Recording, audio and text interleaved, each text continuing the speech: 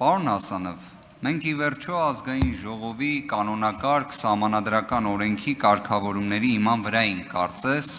առաջին նստաշրջանի անցկացումը մեկնարկում։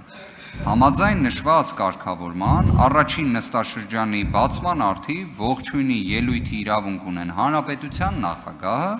և ամենայն հայոց կաթողիկոսը։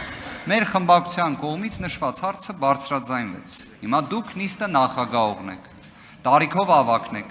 ձեր խոսքում հիշատակեցիք 6-րդ, 7-րդ, 8-րդ գումարման ազգային ժողովների առաջին նստաշրջանի նիստերը, որտեղ վեհափառ Հայրապետը ներկա է եղել։ Հիմա այստեղ հարց է առաջանում, ինչի համար նշված իրավունքը չի իրացվել, կարծում եմ դուք, որպես նիստը նախագահող, տարիքով ավագ, 6-րդ, 7-րդ, 8-րդ և 9-րդ գումարման ազգային ժողովի առաջին նիստերը նախագահող, պարզաբանում տվեք,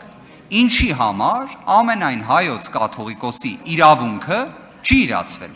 Շնորհակալ եմ։